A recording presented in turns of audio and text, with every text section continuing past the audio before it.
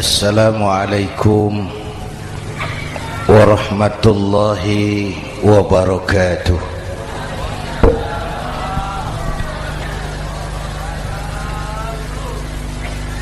Alhamdulillahi wa kafa, wassalatu wassalamu ala sayyidina Muhammadin al-Mustafa wa ala alihi wa ashabihi ahli sidqi wal wafa, amma ba'd. Para ulama, para habaib, para masyayikh yang saya muliakan, yang terhormat Bapak Kapolres dan Bapak Dandim, Sahibul Bait, segenap keluarga besar Pondok Pesantren Raudhatul Muta'allimin Al-Aziziyah,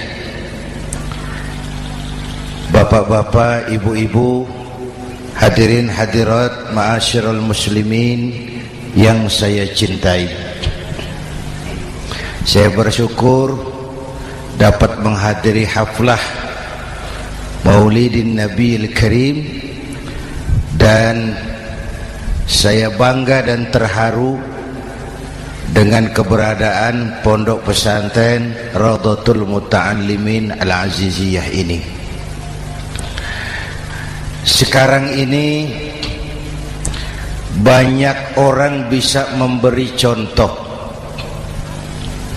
tapi sedikit orang bisa menjadi contoh. Memberi contoh itu mudah, tapi menjadi contoh itu yang sulit. Oleh karena itu, pada kesempatan ini kita ingin mengambil contoh bagaimana Rasul melaksanakan perjuangan. Apa modal utamanya? Saya sampaikan 3 sajalah, mudah-mudahan selesai 10 menit. Yang pertama, modal utama perjuangan baginda Rasul adalah akhlakul karimah. Memperbaiki akhlak dengan akhlak. Oleh karena itu, surah Madu sudah selesai. Dari dan ke Madura jadi lebih mudah. Bahkan Madura akan jadi daerah industri. Tetapi yang kita ingin, Madura tetaplah Madura. Akhlak tidak boleh berubah. Zaman boleh berubah, akhlak tidak. Masa boleh berganti, tapi keyakinan tidak boleh mati. Nah, soalnya adalah kepada siapa kita harus berakhlak? Kita itu kan harus berakhlak kepada 2. Kita harus berakhlak pertama kepada Allah. Ini yang terpenting. 13 tahun Rasul berjuang di Mekah hanya memperbaiki akhlak kepada Allah, menanamkan tauhid, meluruskan akidah, membangun keyakinan. 13 tahun di Mekah itu, dengan perhitungan kalau fondasi kuat, bangunan aman. Kalau fondasi melenceng, bangunan bengkok. Kalau fondasi rapuh, bangunan runtuh. Bangunan bagaimana fondasinya? Orang hidup bagaimana imannya? Kekuasaan dan jabatan baru ada manfaatnya kalau dipegang tangan orang beriman. Kalau tidak, yang muncul Fir'aun. Harta baru terasa manfaatnya kalau dipegang tangan orang beriman. Itulah sebabnya bangsa kita ini bukan cuma perlu orang pintar, kita perlu orang benar. Bahkan di masyarakat lebih baik benar tidak terlalu pintar ketimbang pintar tapi tidak benar.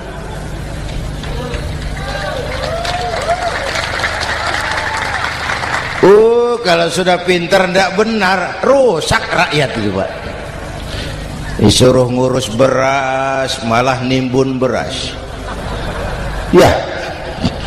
Disuruh ngurus laut jadi bajak laut.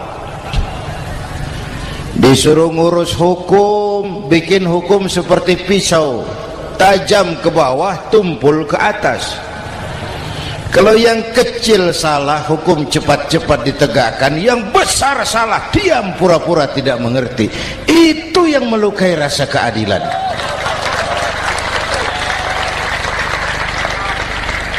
Mulai dari akhlak kepada Allah. Bagaimana cara berakhlak kepada Allah? Caranya dua. Pertama, jangan menyekutukannya dengan sesuatu pun. Yang kedua, jangan menyembah kecuali hanya kepadanya. Itu akhlak kepada Allah. Konsisten, disiplin. Saya bersaksi tiada Tuhan selain Allah, maka saya tidak akan menyembah kecuali hanya kepada Allah. Saya tidak akan takut kecuali hanya kepada Allah. Saya tidak akan minta tolong kecuali hanya kepada Allah. Saya tidak akan melarikan persoalan kecuali hanya kepada Allah. Saya bersaksi Nabi Muhammad utusan Allah, Nabi terakhir. Tidak ada Nabi sesudah Nabi Muhammad. Harga mati, titik. Disiplin.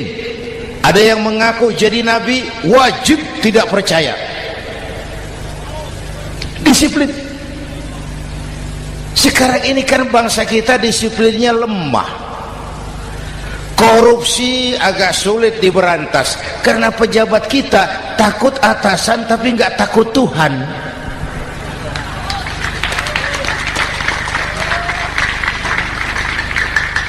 Itu sama dengan anak muda naik sepeda motor ngebut, lampu merah jalan terus, di stop sama polisi. Break. Iya Pak. Minggir. Siap. SIM ada Pak. SNK ada Pak. Tahu kau lampunya merah? Tahu Pak. Kenapa lewat terus? Saya nggak tahu, ada bapak. Itu disiplin kita. Tenang benar jawabnya, kayak orang nggak salah itu.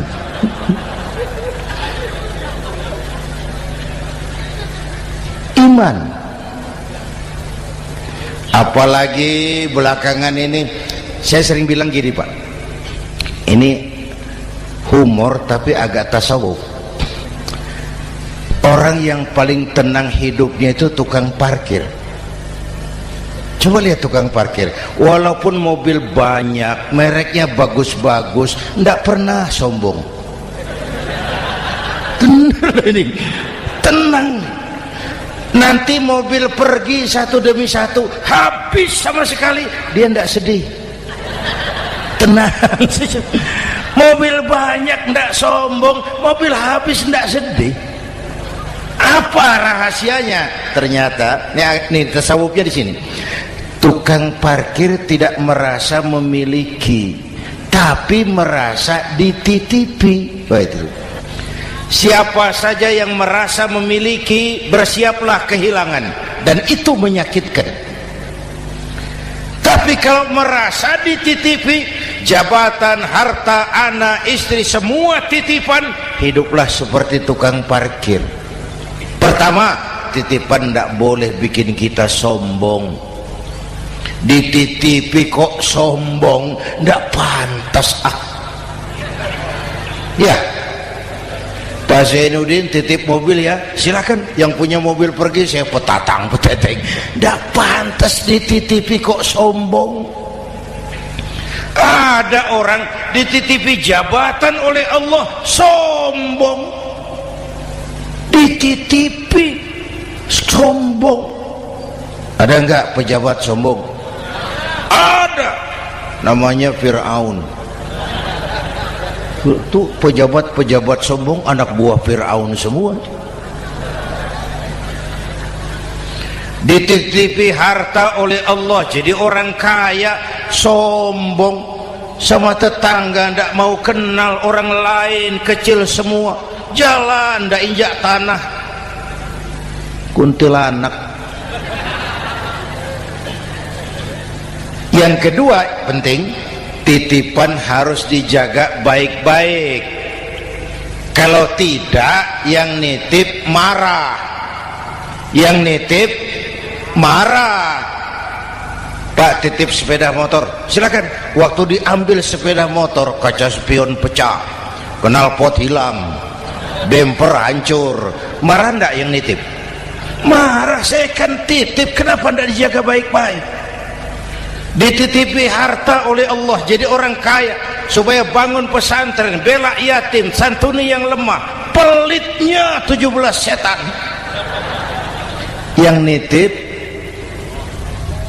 nitip marah. Dititipi jabatan oleh Allah isinya korupsi saja, yang nitip marah. Nah, saya mau kasih lihat sekarang. Allah titip Indonesia. Allah titip Indonesia. Hai rakyat, ini Indonesia, aku titip, kata Allah. Sebentar, ada meja mau naik. Silakan, Mas. Iklan. Ya, terima kasih. Jangan disangka kalau disediakan air teh pidatonya jadi lama. Dekorasi ini kok. Sampai mana tadi? Hai rakyat, ini Indonesia, aku titip, kata Allah. Ini negara besar dan kaya. Titipan ini ditebus dengan keringat, air mata, darah, dan nyawa. Ini bedanya. Malaysia memang merdeka, tapi diberi Inggris. Singapura merdeka, diberi Inggris. Indonesia merdeka, keringat, air mata, darah, dan nyawa. Ini negara aku titip, kata Allah. Ini negara besar dan kaya. Buminya subur. Di atas perut buminya segala tanaman hidup. Di bawah perut buminya ada gas, minyak, batu bara. Lautnya kaya, hutannya kaya. Kekayaan negeri ini harus digunakan bagi sebesar-besar kemakmuran rakyat. Itu amanat konstitusi. Disalahgunakan, dikorupsi, yang nitip marah. Yang nitip marah. Kalau dia marah, dia suruh makhluknya yang lain negur. Siapa? Merapi, Bromo, anak Krakatau. Itu Merapi demo, Pak. Kalau kita rakyat demo, anak buahnya Pak Danres turun. Tapi kalau Merapi demo, siapa yang mau ngatasi? Mbak Marijan. Selesai. Sekarang Mbah Marijan sudah kumpul sama Mbah Surip di alam barzah, dia sudah ketemu dia. Kata Mbah Surip, tenang Mbah Marijan, tak gendong, aman sudah. Aman sudah.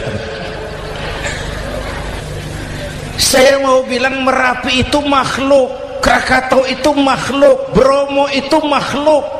Tidak mungkin makhluk bergerak dengan sendirinya, pastilah ada yang menggerakkan. Maka baik-baiklah sama yang bikin angin supaya bertiupnya sesuai keperluan. Baik-baik dengan yang bikin air supaya datangnya sesuai kebutuhan. Baik-baik sama yang bikin gunung supaya meletusnya pelan-pelan.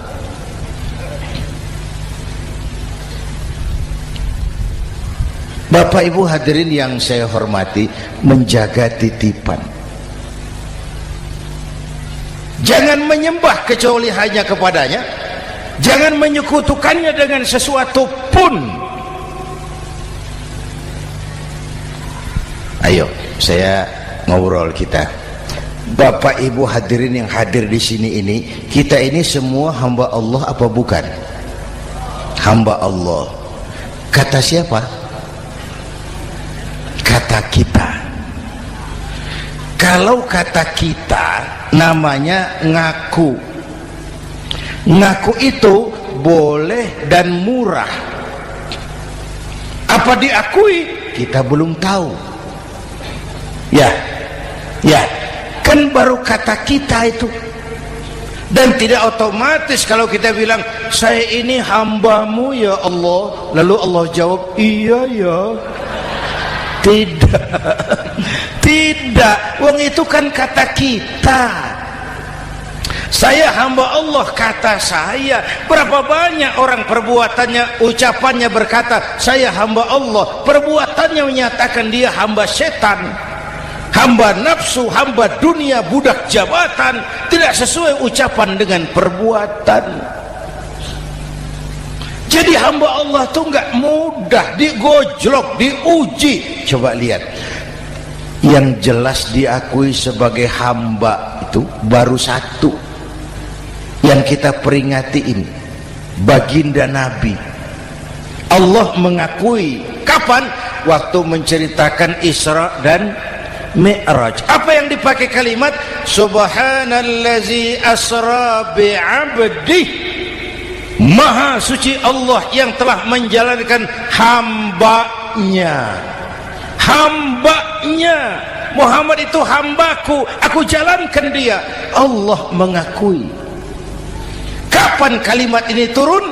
Setelah Nabi digojlok, ditempa, digembleng, diuji, difitnah, dicaci maki, dilontari kotoran unta, sahabat-sahabatnya dibantai.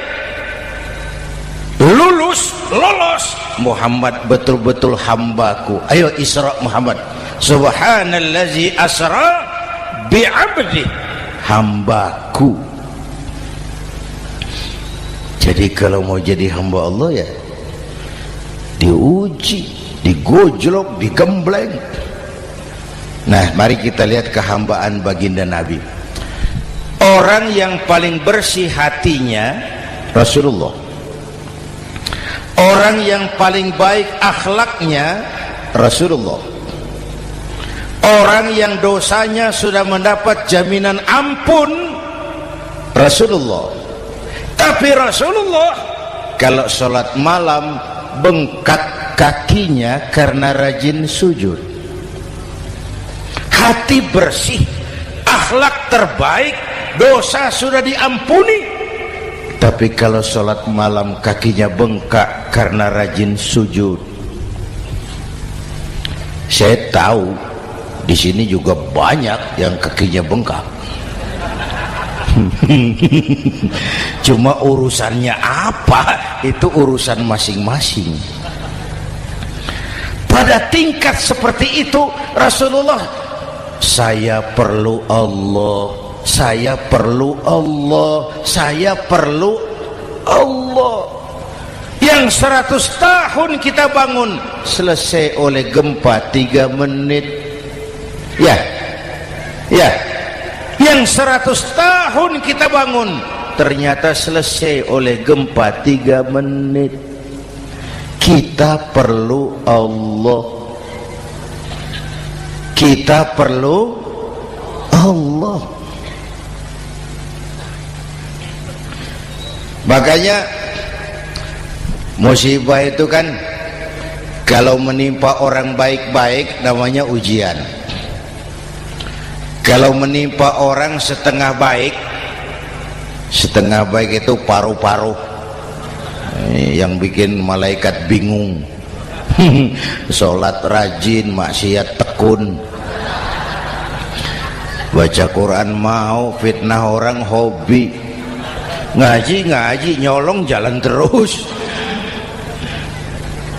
Untung di sini nggak ada yang begitu. Di Jakarta banyak. Di sini insya Allah sama. Jakarta. Orang separuh-separuh seperti itu kalau dapat musibah itu namanya teguran, bukan ujian. Kenapa ditegur? Lalai. Nah, kalau orang jahat dapat musibah itu namanya persekot. Uang muka tanda jadi. Kontannya nanti di akhirat. Kalau diuji bukan saja harus sabar, tapi harus lulus. Kalau ditegur, introspeksi, perbaiki yang kurang, kurangi yang memang berlebihan. Bertali-tali, bersambung-sambung musibah ini, dan musibah kalau datang tidak pernah memilih, tidak pernah memilih. Bapak Ibu hadirin yang saya muliakan, jadi mari yang pertama jaga akhlak kita kepada Allah.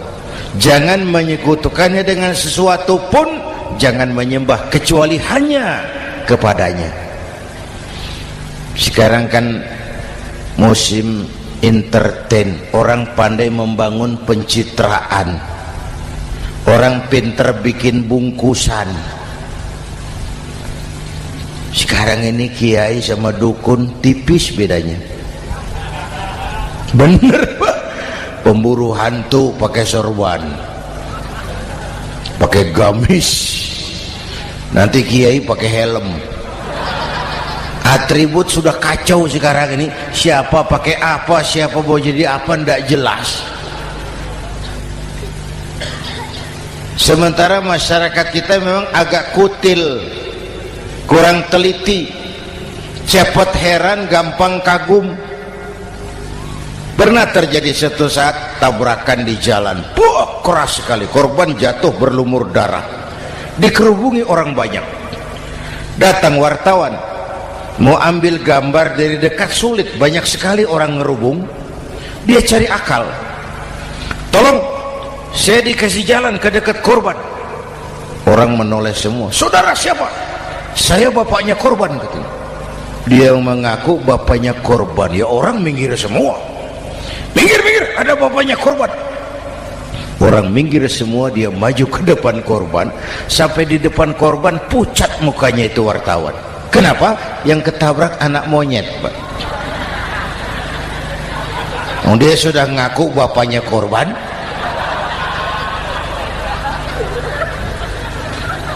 Ini cerita pendek tapi pesannya dalam. Kalau belum kenal benar jangan cepat-cepat ngakui. Ya, rakyat harus cerdas sekarang ini. Emas pasti kuning, benar itu? Apa semua yang kuning pasti emas?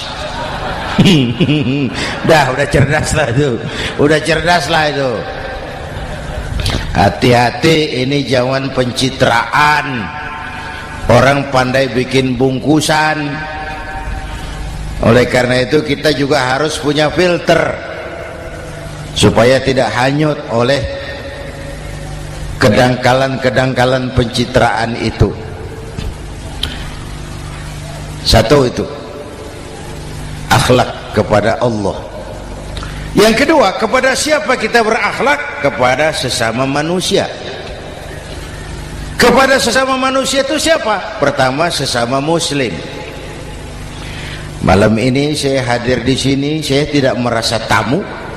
Saya hanya keluarga di tengah keluarganya. Bahwa saya lahir di Jakarta itu sih kebetulan. Saya enggak pesan. Yang kita tidak pesan jangan diributkan. Kita enggak pesan. Warna kulit seperti ini kita enggak pesan. Dari suku apa lahir kita enggak pesan. Potongan seperti ini kita enggak pesan.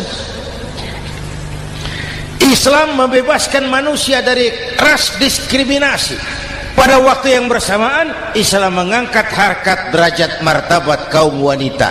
Ini kasihan dari tadi nggak diajak ngomong nih. Pada waktu yang bersamaan Islam mengangkat harkat, derajat, martabat kaum wanita. Ibu-ibu mestinya lebih terima kasih sama Rasulullah. Sebelum Rasulullah datang, nasib perempuan menyedihkan, dilecehkan, harganya murah. Sebelum Rasulullah datang, murah. Sebelum Rasulullah datang, murah. Coba lihat wanita sebelum Islam, sedih, dilahirkan hanya untuk melahirkan, alat pemuas nafsu. Kalaupun berperan, peranannya cuma segitiga, dapur sumur kasur, kasur sumur dapur, putar-putar di situ saja. Nggak usah di Arab, dunia, di Jawa. Raja-raja Jawa sebelum kenal Islam seenaknya ngumpuli perempuan kan, selirnya yang 30, 50. Sultan-sultan di Turki piara harem ratusan orang perempuan. Kaisar terakhir dinasti Ming Cina bangun istana 1000 kamar, istrinya 1000. Innalillahi wa inna. Itu saya cuma pikir, raja kalau istrinya 1000, kapan pakai kolor itu raja?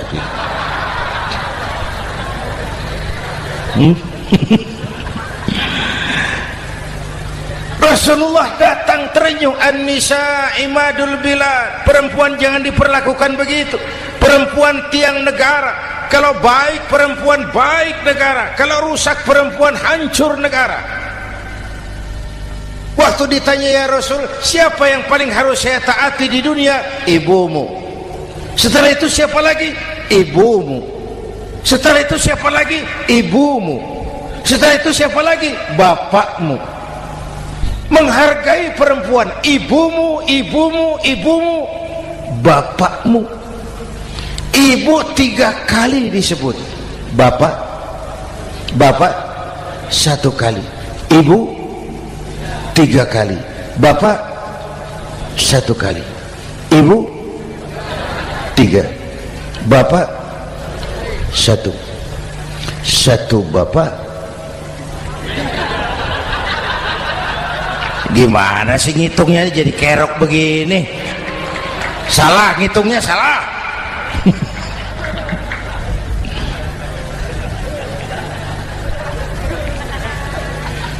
Lalu dicairkan kehidupan kemasyarakatan di masjid.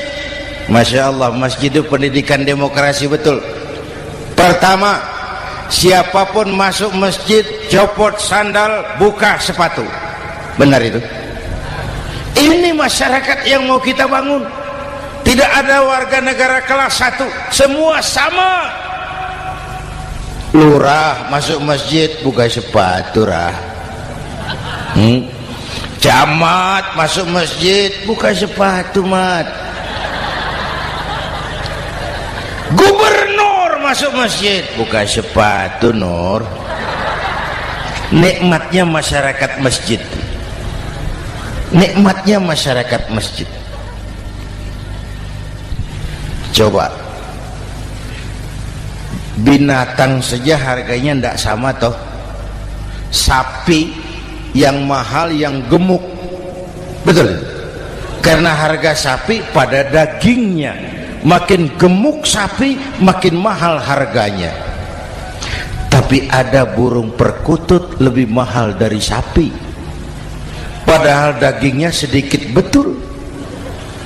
Kenapa harganya lebih mahal dari sapi? Harga perkutut suaranya. Di mana harga manusia yang paling gemuk? Silahkan bersaing dengan sapi. Maaf.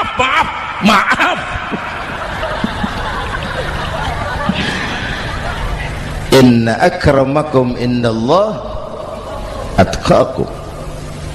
Masyarakat masjid sudah copot sandal, buka sepatu, sudah masuk ke dalam sholat berjamaah. Kalau sudah ke dalam sholat berjamaah, tidak pernah kita usil dari mana orang datang, yang penting kemana dia menghadap. Itu masyarakat masjid. Dari mana kamu? Dari kidul, Pak, madhab ngulon. Kamu dari mana? Dari lor, Pak, madhab ngulon. Kamu dari mana? Dari kulon, madhab ngulon juga. Ini kan konsep Bhinneka Tunggal Ika. Dari manapun orang datang, apapun warna kulitnya, dari suku apapun ia dilahirkan, kalau akidahnya sama, itu saudara kita. Lalu sholat berjamaah. Apa itu? Hidup bermasyarakat, berbangsa dan bernegara. Harus ada imam, harus ada makmum. Kenapa?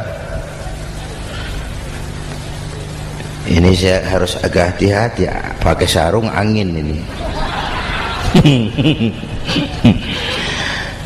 Apa tadi ngomong apa saya? Salat berjamaah, bermasyarakat, berbangsa dan bernegara. Ada imam, ada makmum.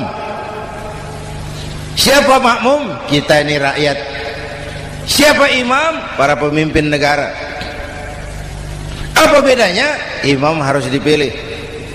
Makmum nggak usah. Coba baca kitab fikih yang setebal apapun, nggak ada bab pemilihan makmum. Nggak usah, makmum nggak usah dipilih. Orang buta boleh jadi makmum, orang bisu boleh jadi makmum, tukang mabuk boleh jadi makmum, tapi tidak tiap orang boleh jadi imam. Imam harus dipilih. Siapa yang jadi imam? Pertama, a'lamuhum, orang yang paling alim di kampungmu angkat jadi imam. Yang paling alim, bukan yang paling tua. Yang paling alim, tahu urusan, punya konsep, punya visi dan misi, mengerti negara ini mesti dibawa kemana, jalan keluarnya apa, angkat jadi imam. Pak, ada dua orang Pak, alimnya sama, yang mana yang dipilih? Kalau ada dua orang alimnya sama, kata Nabi, afsahuhum, yang lebih fasih lidahnya. Apa artinya fasih? Nyambung sama rakyat, tahu apa yang dimaui rakyat, nyambung. Tidak sah orang fasih bermakmum kepada imam cedal.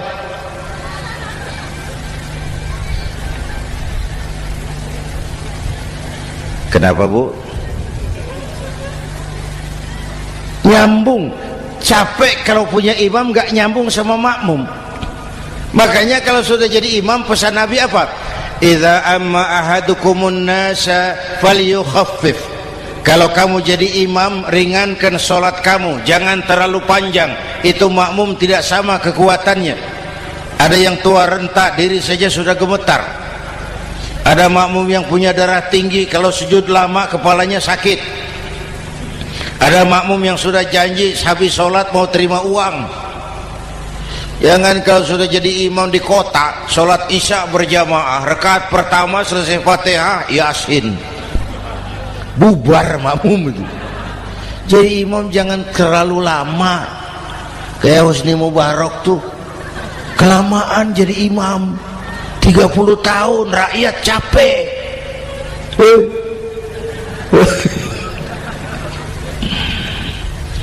Bapak Ibu hadirin yang saya hormati, nah masyarakat Islam ini loyal, taat, setia. Kapan? Kalau imamnya benar. Imam takbir, makmum takbir, imam ruku', makmum ruku', imam i'tidal, makmum i'tidal, imam sujud, makmum sujud. Tapi masyarakat Islam tidak buta. Imam keliru, makmum wajib menegur.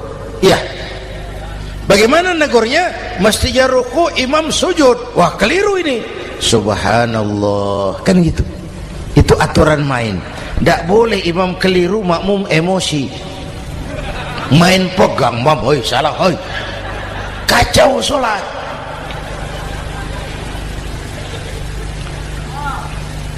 Imam buang angin, apa makmum lalu berkata, demi kesetiaan saya kepada imam, imam buang angin, saya lebih keras lagi. Goblok. Iyyaka na'budu wa iyyaka nasta'in. Sampai situ imam buang angin, minggir. Tidak usah ribut. Yang di belakang satu orang maju ke depan, lanjutkan pekerjaan imam. Yang penting imam tahu diri, buang angin, minggir. Ini negara rusak karena imam sudah buang angin. Tenang aja, kayak orang nggak salah gitu loh.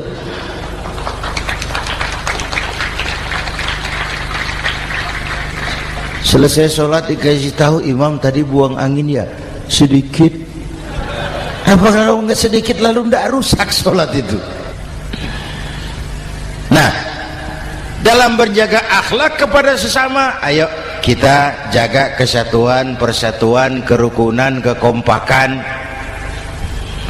Ini pesantren Raudhatul Muta'allimin Al-Aziziyah, ini aset kita.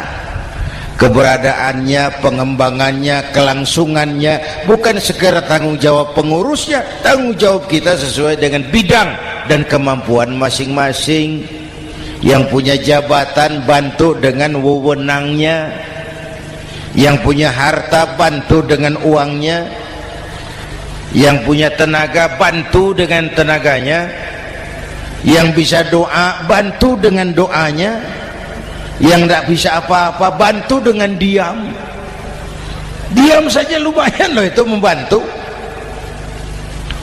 Bapak Ibu hadirin yang saya hormati, saya ingat almarhum Panglima Besar Sudirman pernah bilang, kamu itu kalau mau menang harus kuat, kalau mau kuat harus bersatu, kalau mau bersatu hidupkan semangat silaturahmi.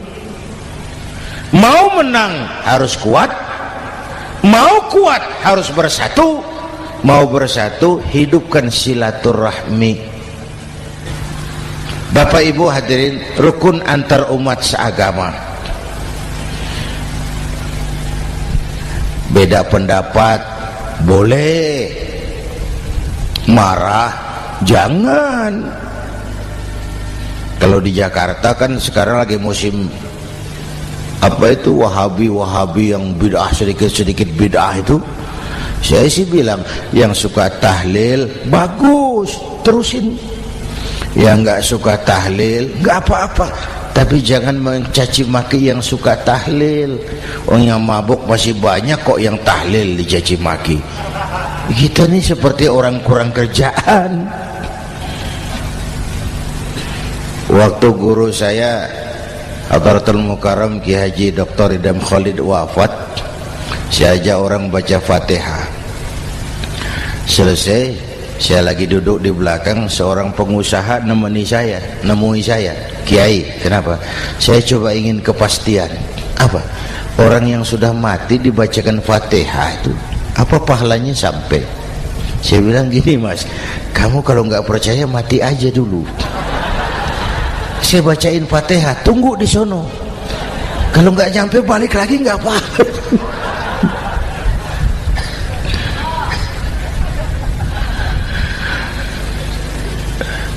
Depan rumah saya itu ada masjid, Pak, pakai beduk seperti itu. Ada teman saya Kiai pakai beduk masjidnya. Iya pakai. Kan Rasulullah enggak pakai. Enggak memang. Bid'ah tuh. Loh, siapa bilang? Beduk itu bukan agama, itu budaya, tanda masuk waktu. Bukan manggil orang sholat. Manggil orang sholat pakai azan. Tanda masuk waktu, itu hebatnya Wali Songo, pakai beduk. Kalau nggak mau pakai beduk boleh, teriak-teriak juga boleh. Maghrib, boleh. Tapi Wali Songo kan bijaksana, pakai beduk saja, sekali pukul satu desa dengar. Itu bijaksananya dakwah Wali Songo. Kalau beduk dianggap bid'ah, miskin kita. Itu budaya. Seperti sepeda motor, itu budaya. Kalau nggak mau pakai beduk boleh, teriak-teriak juga boleh. Maghrib, boleh. Tapi Wali Songo kan bijaksana, pakai beduk saja, sekali pukul satu desa dengar. Itu bijaksananya dakwah Wali Songo. Kalau beduk dianggap bid'ah, miskin kita.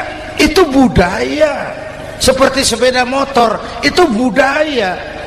Kalau beduk dia nggak bid'ah, sepeda motor bid'ah tuh. Rasulullah nggak pakai, jual, beliin unta.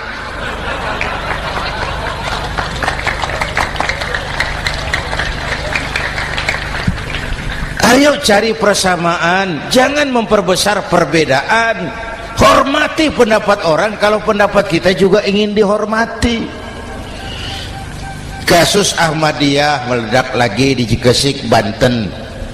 Lalu pendekar-pendekar HAM menganggap itu tirani, mengganggu kebebasan beragama. Dia lupa bahwa Ahmadiyah masalahnya bukan kebebasan beragama, tapi penodaan terhadap agama. Kalau kebebasan beragama sih umat Islam welcome. Orang mau Hindu, mau Buddha, mau Kristen bebas memilih agamanya masing-masing. Tapi ini kan Ahmadiyah lain, ngakunya Islam tapi ada nabi lagi sesudah Nabi Muhammad, namanya Mirza Ghulam Ahmad, asal dari India. Saudara hadirin yang saya hormati, ini yang prinsip penodaan terhadap agama. Kalau nggak ngaku Islam nggak masalah. Supaya mau aman caranya cuma dua, Ahmadiyah jadi agama sendiri, karena Malaysia sudah melarang, Brunei sudah, Rabitoh Alam Islami menyatakan aliran sesat, Saudi Arabia melarang pengikut Ahmadiyah pergi bikin haji, dia dianggap non muslim. Cuma memang pemerintah kita nggak tegas. Kalau dari dulu dinyatakan dilarang, nggak akan ada lagi kasus-kasus seperti itu.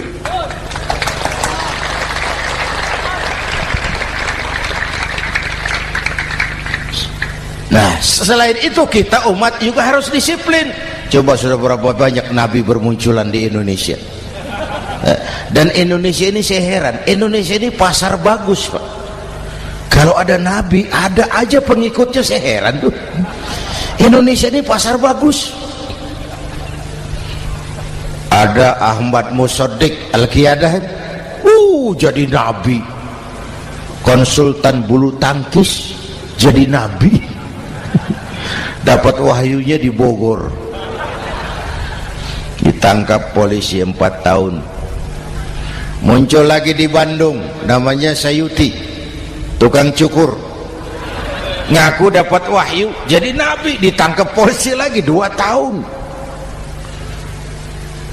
Di Malang Ustadz Roy, ya sebenarnya petinju, dia masuk Islam, mu'alaf, belajar Islam tidak pakai guru, diutak-atik ayat Quran. Sholat kita harus mengerti artinya, maka sholat boleh pakai bahasa masing-masing.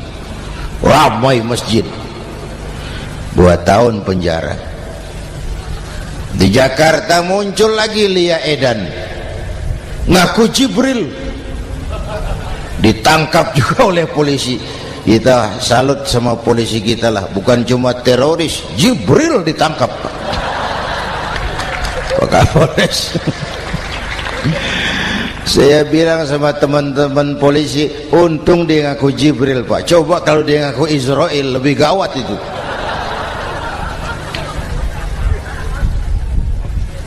Yang parah, antara Cirebon Losari, dia perbatasan Jawa Tengah Jawa Barat, pernah muncul agama baru namanya agama Jasun, agama Jawa Sunda, agama Jasun Jawa Sunda.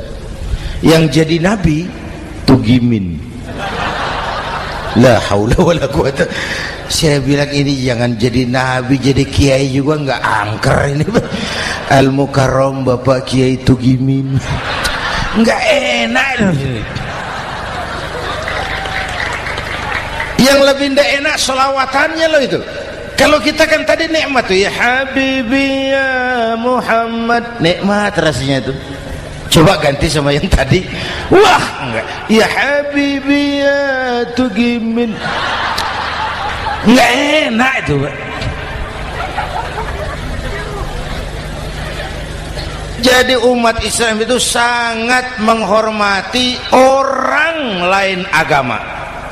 Soal agama orang lain, lakum dinukum, awas hati-hati kalimatnya.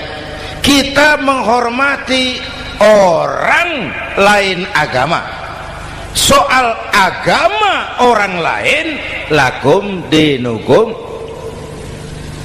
Kita memang yakin cuma Islam agama yang benar, tapi bukan berarti kita boleh menghina agama orang lain. Kenapa? Kalau agama kita yang dihina, kita kan sakit hati. Orang lain sama dong. Itu sebabnya Allah berpesan, jangan kau caci maki Tuhan mereka, karena mereka akan balas mencaci maki Tuhanmu. Dan itu artinya mencaci maki aku, kata Allah. Jelas ini? Jelas? Justru karena umat Islam mayoritas di Indonesia, maka kerukunan antar umat beragama terjaga dengan baik. Kalau umat Islam mau main kasar, mau main kayu, mau main keras, umat Islam ini 85%, yang lain pasti selesai. Saya jamin selesai. Tapi kan tidak. Kita sadar betul ini negara Pancasila.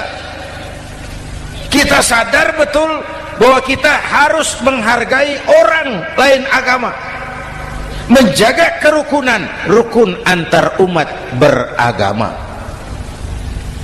Yang ketiga, rukun antar umat beragama dengan pemerintah. Dulu kiai saya bilang, sultanun zulum khairum min fitnatin tadum. Pemerintah yang jelek pun sebenarnya masih lebih lumayan ketimbang tidak ada pemerintahan, kalau itu ukurannya. Coba umpama nanti Pak SBY sudah terlalu pusing, lalu pengumuman jam 000, seluruh rakyat Republik Indonesia saya umumkan mulai malam ini tepat jam 000 pemerintah bubar.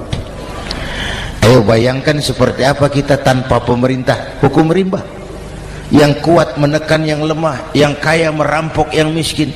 Rumah saudara dirampok, lapor ke polisi, kata Kapolres, maaf polisi baru bubar. Hak asasi diinjak-injak, lapor ke pengadilan, pengadilan bubar. Masih ada pemerintah saja yang kuat suka menekan yang lemah, apalagi kalau tidak ada pemerintah. Karena itu ulama dan umarok dua pilar utama. Kalau kuat keduanya, kuatlah masyarakat. Kalau rapuh keduanya, maka rapuhlah juga masyarakat. Bapak Ibu hadirin yang saya hormati, ini yang kedua, kita harus berakhlak kepada sesama. Yang ketiga, kepada siapa kita harus berakhlak? Kenapa? Iya, saya cuma lihat jam.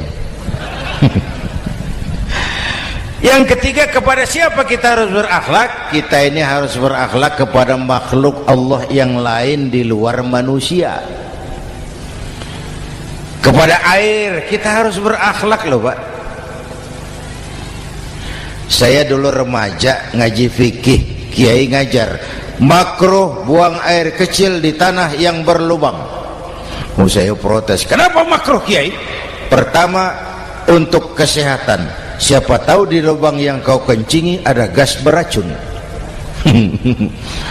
Kalau tidak kiai, kalau tidak maka artinya kau harus melindungi binatang yang ada di dalam lubang. Siapa tahu di lubang yang kamu kencingi ada semut sedang rapat membahas masalah Mesir. Apa dosanya lalu mati dikencingi? Ini namanya rahmatan li semut. Bapak Ibu hadirin yang saya hormati, ada hadis sederhana, fa iza zabahtum fa ahsinu zibhata. Kalau kamu menyembelih hewan, sembelihlah dengan cara yang terbaik. Jangan nyembelih ayam pakai pisau tumpul, itu namanya tidak berperi kebinatangan. Kepada ayam kita berakhlak, kepada pohon kita berakhlak, kepada air kita berakhlak. Kenapa sekarang alam tidak seramah dulu? Karena kita juga tidak ramah kepada alam. Kenapa sering terjadi banjir? Karena tempat air kita kurangi. Dia bingung mau kemana. Air nggak punya tempat. Akhirnya masuk ke rumah kita juga. Masuk dalam zoharul fasadu bil barri wal bahri bima kasabat aydin nas. Karena kita tidak berakhlak kepada lingkungan. Bapak Ibu hadirin yang saya hormati, jadi itu yang pertama, modal utama perjuangannya akhlakul karimah. Mau sukses, utamakan akhlak. Industrialisasi boleh terjadi di Madura, jalan berhotmik licin, oke. Listrik masuk desa, alhamdulillah. Tapi akhlak jangan berubah, akidah jangan goyah.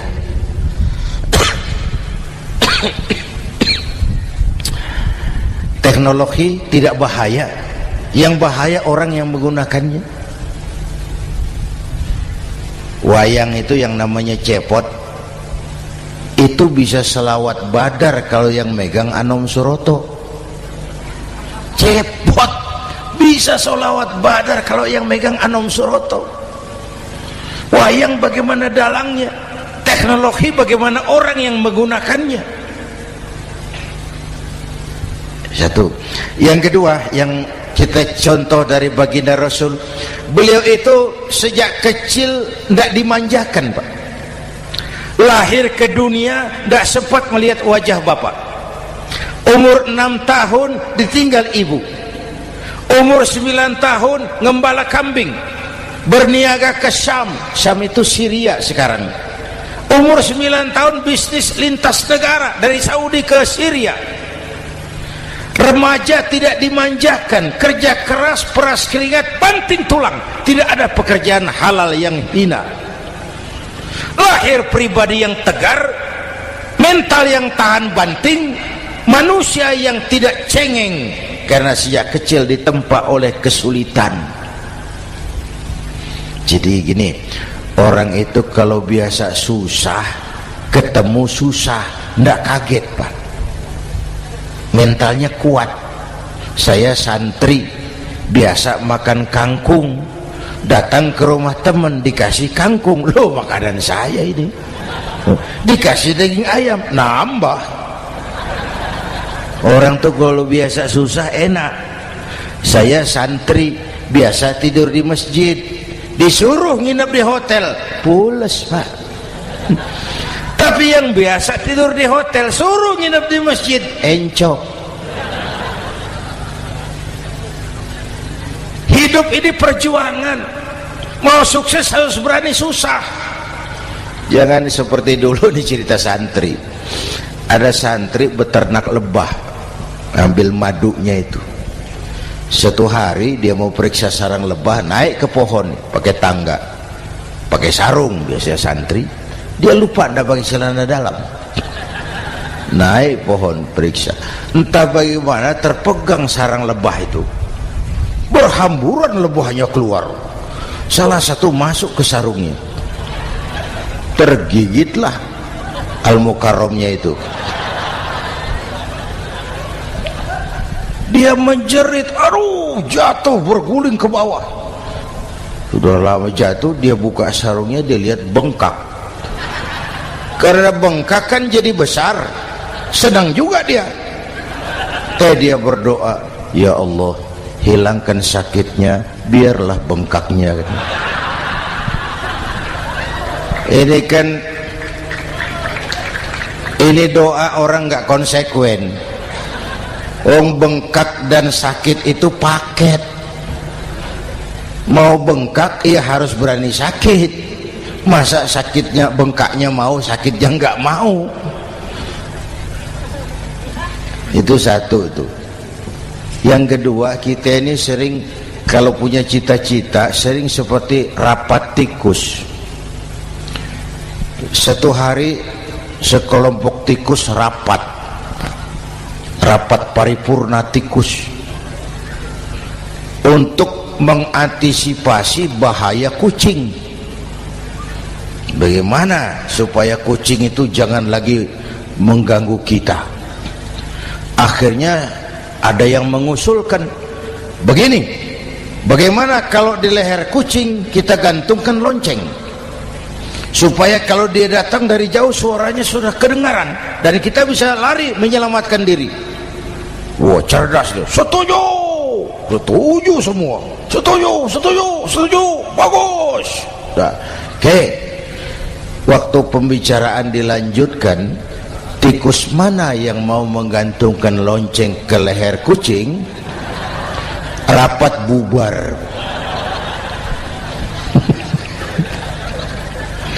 Setuju, akur. Iya.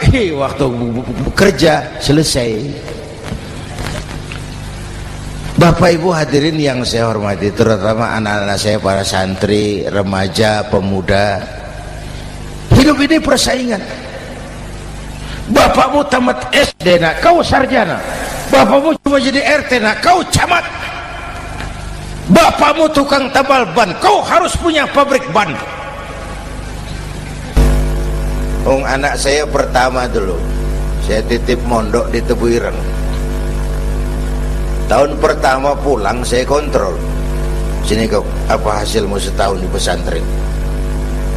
Dia sodorkan saya sebuah piagam penghargaan juara lomba pidato di pondoknya. Saya heran, ini anak di rumah jarang ngomong, kok bisa jadi juara pidato? Saya tanya, kamu bisa pidato, apa yang dipidatoin? Dia bilang, kan kaset ayah dihafalin gitu. Ya saya ketawa juga, waktu itu dia masih anak-anak.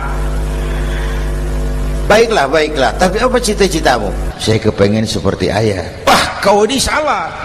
Kalau aku ayahmu di matamu menurutmu hebat, mestinya kau 10, 100, 1000 kali lebih hebat dari orang-orang yang kau anggap hebat. Karena tantanganmu akan lebih berat dari tantangan yang aku hadapi sekarang.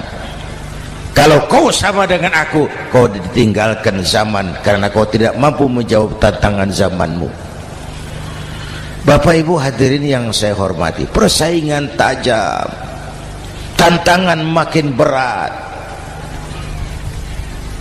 Oleh karena itu diperlukan semangat yang dicontohkan Nabi. Kerja keras, peras keringat, banting tulang. Tidak ada pekerjaan halal yang hina.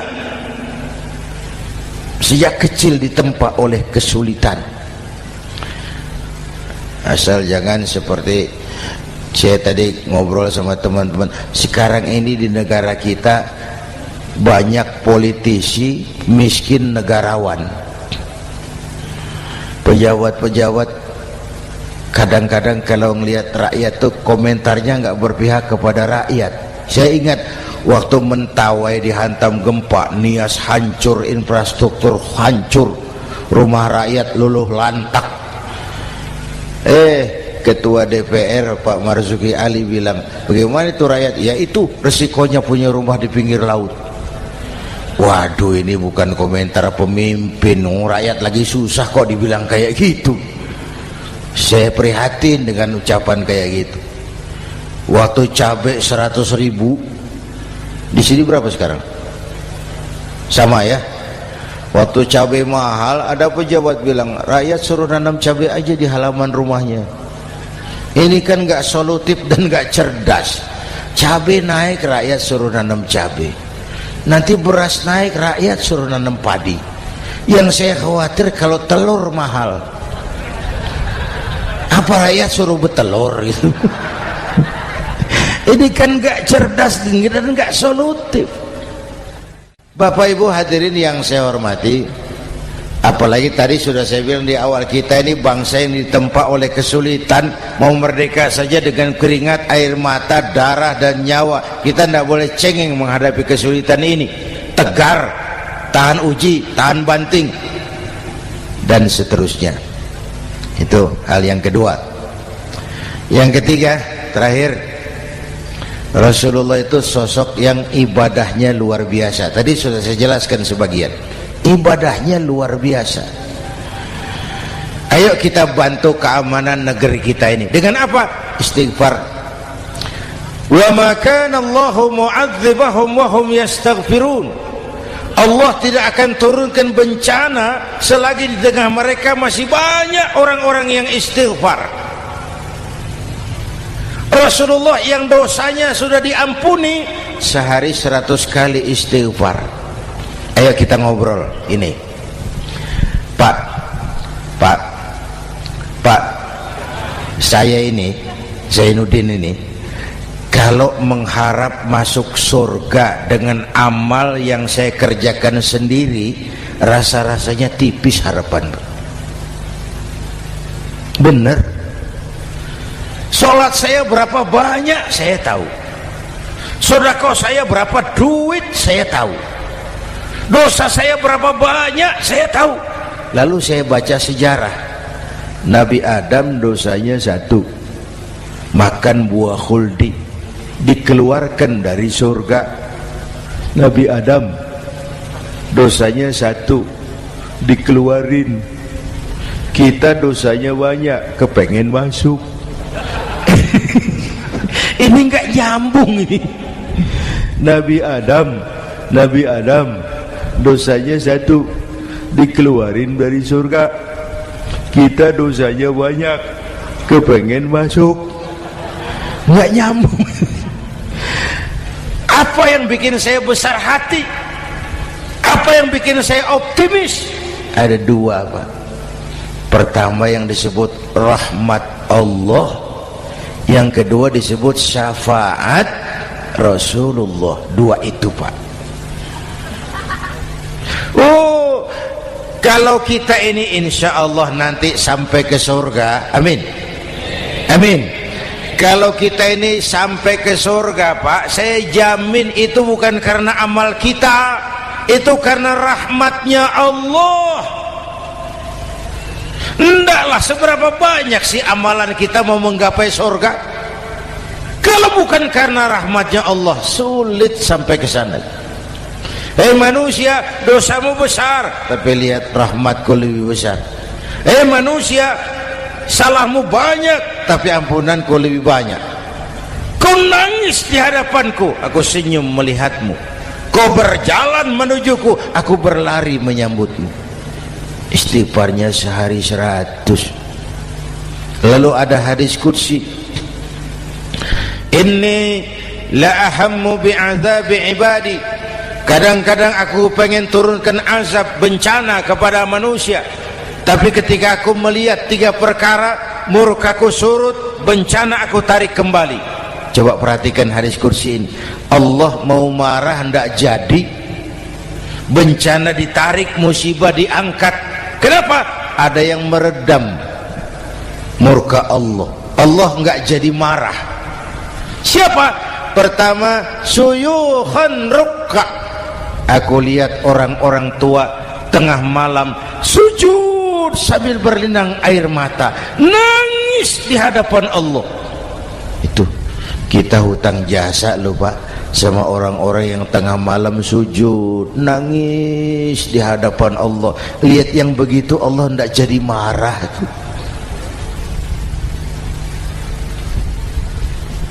Saya tahu nih bapak-bapak nih, ibu-ibu kan suaminya sering bangun tengah malam ya, Bu. Kencing. Bikin bingung malaikat. Sudah mau ditulis tahajud, kencing doang. Kata malaikat, sialan, hampir salah tulis.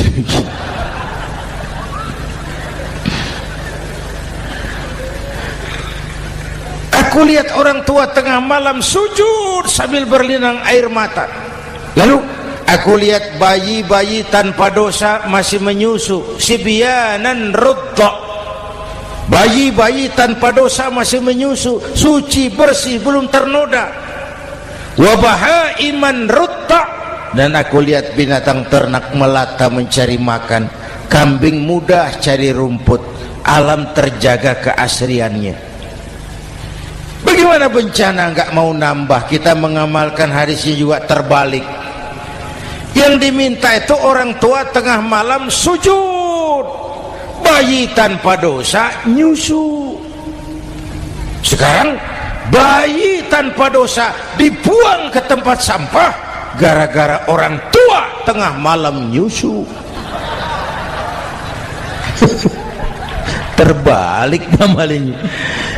Yang diminta itu orang tua tengah malam sujud, bayi tanpa dosa nyusu. Ini bayi tanpa dosa dibuang ke tempat sampah gara-gara orang tua tengah malam.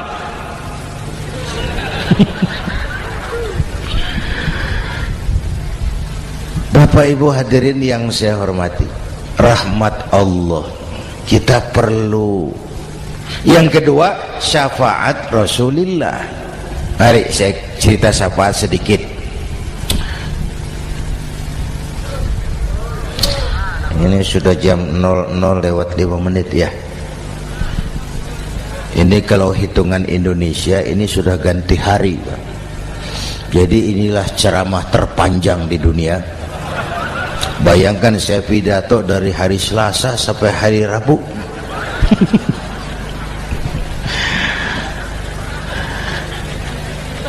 Syafaat.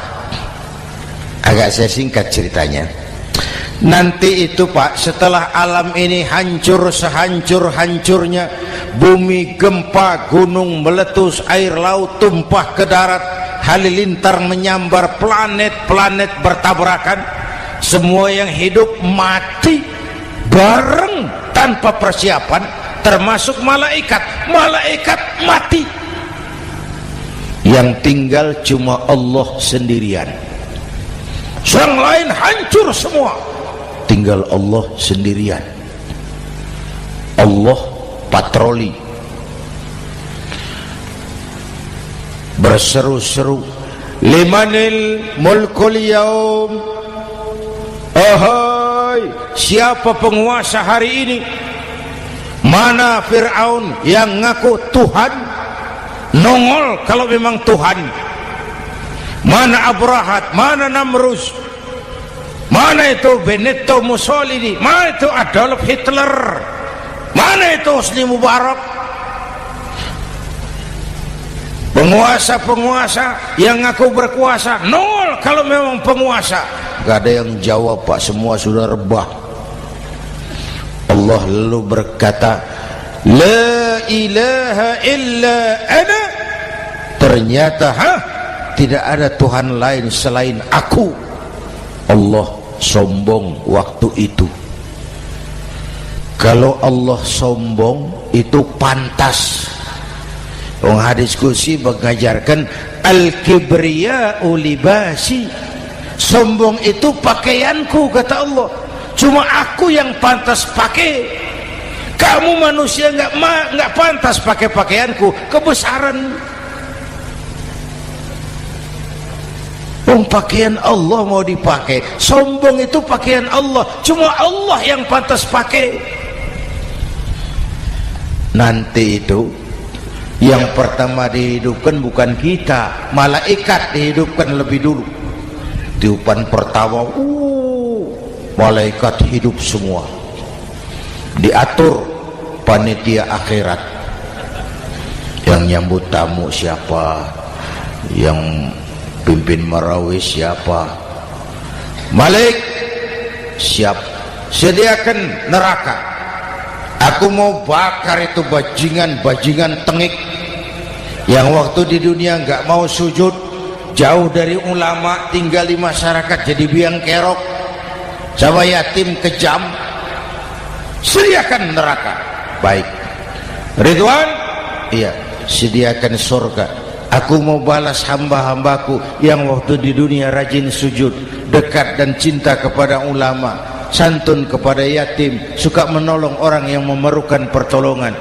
Baik Jibril, Mikail, iya, ke surga. Untuk apa ya Rabb? Ambil kendaraan bernama Buraq, turun ke alam, cari di mana kubur kekasihku Muhammad, bangunkan dari kuburnya, bawa ke surga. Turun Jibril dan Mikail, cari kubur Nabi. Wong alam sudah hancur-hancuran, jangan cari kuburan, cari bangkalan aja nggak ketemu. Bingung dua-dua. Jibril, sebelah mana kubur Nabi? Nggak tahu Mikail. Lalu dua-duanya sujud mohon pertolongan Allah. Dengan izin Allah terbuka kubur Nabi. Allahumma sholli alaihi wa ala alihi. Bangun dari tidur seperti orang bangun dari kubur seperti orang bangun tidur, Nabi mengusap mata, menoleh ke kanan Jibril, menoleh ke kiri Mikail. Lalu tanya, ayu yaumin hadza ya Jibril? Ini hari apa Jibril? Ini hari apa? Hadza ma wa'ada ar-Rahman. Ini hari yang dijanjikan Allah Muhammad. Ini kiamat. Kiamat Jibril? Kiamat. Jibril, kalau memang ini hari kiamat, aina ummati? Umat saya mana Jibril? Umat saya mana? Allah Karim. Belum pernah saya lihat di dunia ada satu pemimpin yang begini besar cintanya kepada umatnya seperti baginda Rasul. Dari dunia sampai akhirat beliau cinta kita. Dari dunia sampai akhirat beliau bela kita. Bangun dari kubur, tahu hari sudah kiamat, yang pertama ditanya, aina ummati? Umat saya mana Jibril? Kita yang ditanya. Kalau saya yang pertama dibangkitkan dari kubur, lain pertanyaannya. Ini hari apa Jibril? Kiamat Zainuddin. Oh, bini saya mana Jibril?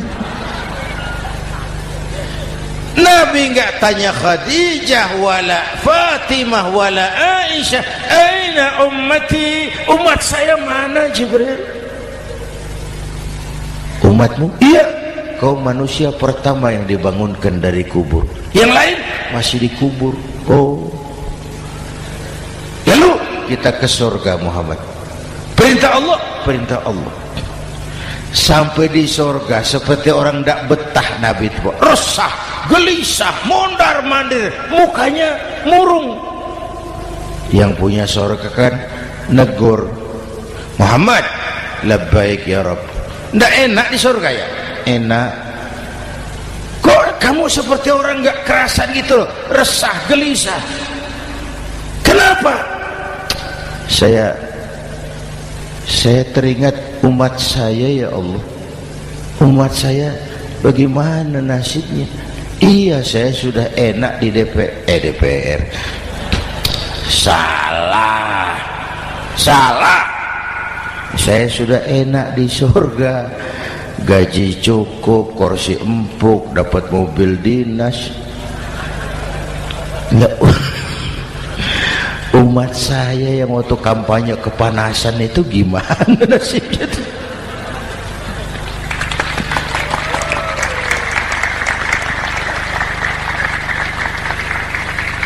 Makanya dulu di Senayan, di depan kantor DPR tuh banyak tukang kaca jualan di situ. Saya bilang ini tukang kaca pintar dagangnya di situ.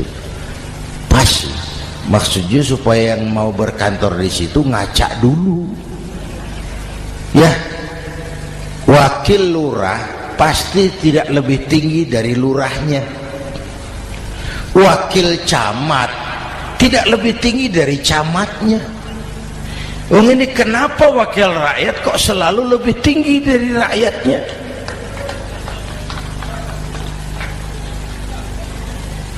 Kan yang memberikan mandat kita rakyat. Kemerdekaan bertujuan mengantarkan rakyat ke gerbang kesejahteraan.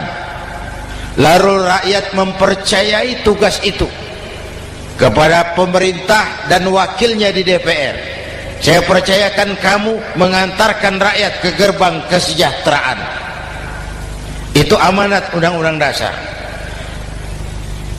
Biasanya yang diantarkan sampainya lebih dulu biasanya. Yang diantar sampai lebih dulu, yang mengantar nyusul, namanya ngantar belakangan.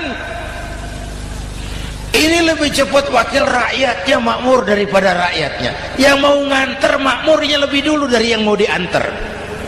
Yang diantar kelelerahan di jalanan, yang mengantar udah sampai. Jadi bagaimana Muhammad? Saya minta izin mau keluar, tengok saya punya umat. Oke, saya potong ceritanya. Saat manusia dibangkitkan dari kuburnya masing-masing, Masya Allah, Masya Allah, saya nggak sanggup bayangkan jumlah manusia yang hidup di muka bumi sekarang kan 6 miliar. Cina berdua, India 2,5 miliar. Cina 1,5 miliar, India 1 miliar rakyatnya. Berdua sudah 2,5 miliar. Itu kalau kencing bareng banjir besar. Bayangkan manusia dari awal sampai akhir berapa puluh miliar kumpul di padang mahsyar. Subhanallah. Sibuk, panik, bingung mau disidang di hadapan Allah. Sebagian kumpul di pojokan berunding, kita mau disidangi. Terus ayolah kita cari bantuan. Kemana? Adnan Buyung. Begini. Kita ini kan anak cucu Nabi Adam. Pantas dong kita minta tolong sama beliau. Yuk, setuju. Berangkat cari Nabi Adam. Ya Adam, anta abal bashar. Adam, tuan datuknya manusia, kami cucu kamu, anak turunan kamu mau disidang, tolong kami Adam, tolong. Kata Nabi Adam, Quraisy mas, rombongan Jawa udah aku naik mumet lagi sama Nabi Nuh saja.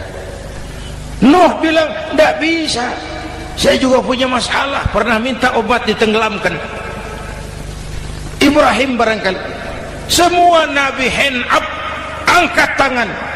Dikala itu yauma la yanfa'u malun wala banun, di mana harta tidak ada lagi artinya, anak-anak tak jadi beban, tiap orang sibuk dengan urusannya sendiri-sendiri. Saat itu ada satu pemimpin, Allahumma salli alaihi wa ala alihi, diizinkan Allah. Dikala semua nabi yang lain angkat tangan hand up, beliau malah ummati ana laha, ta'ali ummati, ta'ali ummati, umatku sini, umatku sini. Beliau memanggil-manggil umatnya. Yang bagaimana yang dipanggil? Ada hadis, inna ummati ya'tuna yaumal qiyamah ghurran muhajjalin min atharil wudu. Umatku besok di akhirat datang menghadap Allah dengan muka bersinar-sinar karena sering wudu. Sering wudu kan sering sujud. Masa cuma wudu tapi enggak sujud? Itu nanti enggak usah mengaku Rasul yang panggil, sini umatku. Tapi kalau muka enggak pernah wudu, enggak pernah sujud, merangkak di depan Nabi, saya umatmu ya Rasul. Kata Nabi, umat saya enggak ada yang kumbal gini. Dikala itu beliau berkenan memberikan syafaat. Syafaat itu saudara-saudara, saya pakai sarung, sobek sedikit, syafaat itu nambeli itu loh. Salat saya kurang sedikit, sedekah saya campur riak sedikit, puasa saya tidak ikhlas sedikit, ditutup dengan syafaat. Saya mau dagang, perlu modal 20 juta, saya punya uang 15 juta, yang 5 juta syafaat. Jadi harus ada modal. Kalau sholat tidak pernah, sedekah tidak pernah, lalu syafaatnya dari mana? Yang dapat tambelan itu yang punya sarung bolong, punya sarung sobek, ditambal dengan syafaat. Lah kalau tidak ada sarung, apa yang mau ditambal? Ya.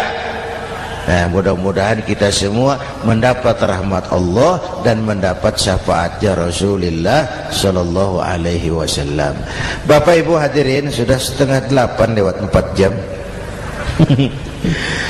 Saya pun kangen, tapi hari sudah larut. Insya Allah lain kesempatan kita jumpa lagi. Terima kasih kepada Al-Mukarramun, para ulama, para habaib, pengasuh pesantren Raudhatul Muta'allimin Al-Aziziyah, dan semua yang hadir. Mudah-mudahan yang saya sampaikan ada manfaatnya. Usikum wa iyaya bitaqwallah. Aqulu qawli hadza fa astaghfirullahal azim li wa lakum. Wassalamu alaikum warahmatullahi wabarakatuh.